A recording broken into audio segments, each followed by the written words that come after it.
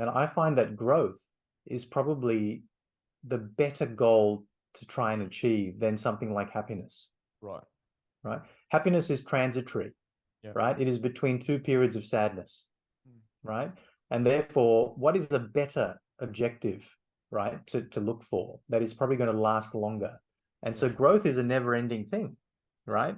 And so when you're on that path to growth, and so for example, you sitting around with your mates talking about these projects, having these discussions, you're stretching each other, you're pushing each other, you know, obviously there's a strong values alignment typically there, right? That's taking place. All of that is providing energy to you, right?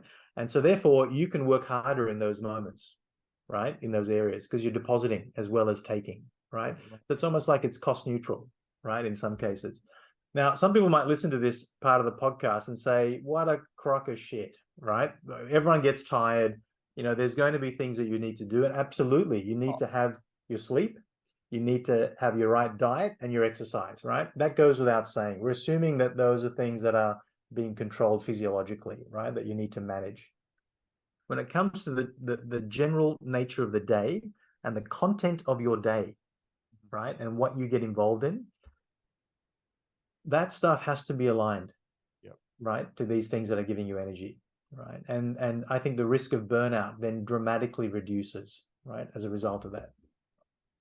I think you say this was more psychological burnout, physiological tiredness and fatigue. I think if you're undersleeping, obviously, and you're doing vigorous exercise 7 days a week without, multiple sessions a day without any rest, we're all going to run into periods of fatigue. You look at professional footballers and athletes, and they always have an off-season period, and I can understand there's that for that period of physiological restoration, also psychological. But I think that if you got any footballer on this podcast with us, Gage, and you asked them when they finish the season, if you went on the Penrith Panthers team and you asked them once they finished the season, say they went off to Bali or Fiji and they had a couple of weeks holiday, they came back, what are you looking forward to, or what's in your mind at the moment? I imagine, at least 70% of them would say, I'm looking forward to getting back on the field with the boys and training again. You always hear that, excited for the next year. So that passion and that drive, I imagine, would sustain them. You put anyone else in there who was not passionate about what they're doing, and the chances are they'll burn out, or I think that's a really interesting point of discussion we've made today, that will get people thinking about what they're doing maybe and question whether they're in the right environment or following the right path. Yeah, and something that's typically bigger than them, right, mate? So in the case of the Penrith Panthers, right, they're obviously helping each other. They're mates. They're working towards a common goal and purpose, right? And so it's not just their individual gain, right, that they've got there.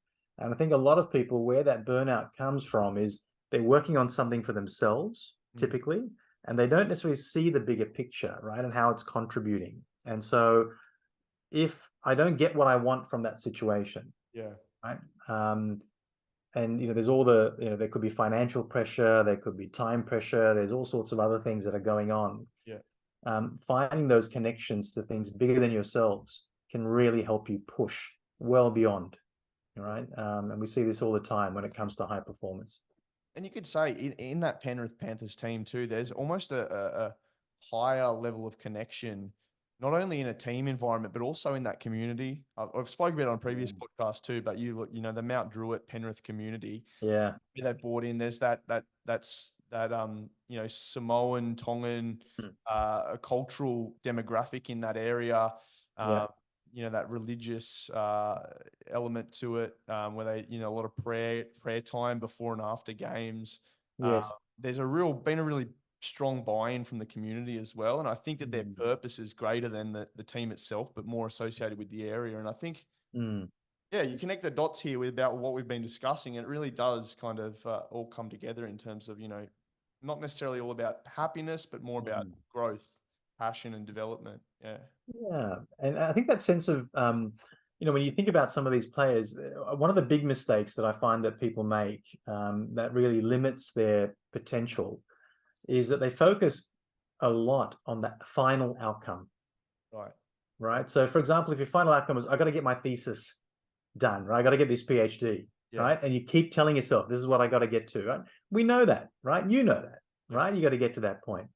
But if you're not in love with the journey of getting there, it is super painful, right? And so there are elements that are going to be, you know, if you break down, obviously, that goal, right? What are the parts that you are in love with? What are the parts that you're actually going to enjoy along that journey, right? Because when you get to the end, mate, and, you know, Johnny Wilkinson, when he kicked that winning goal against the Wallabies, right, in the World Cup, he said when his foot hit the ball and it went over, that, you know, the drop kick went over and they won the World Cup, England won the World Cup, he was depressed. From the moment his foot hit the ball hit the foot, right? Really, that's an exaggeration. No. Yeah, I think it might have been a slight exaggeration, but when he was on the podcast, you know, talking about it, he said the reason is this is about fulfillment. Fulfillment means that you're just filling something, and once you fill it, that's it. It's done, right? It's all the stuff leading up to it that actually is the richness in our lives. Yeah, right? I think it's more about the process, right? It's the journey. Yeah, right? The journey. Yeah. Don't get me wrong though, like I'm sure Johnny Wilkinson would have been popping champagne and he would have been celebrating like a madman. Yeah, you feel really sorry for him, right? Yeah, it would have been a tough gig, mate, celebrating for 4 days. I think it's important to celebrate successes as well. It definitely Absolutely.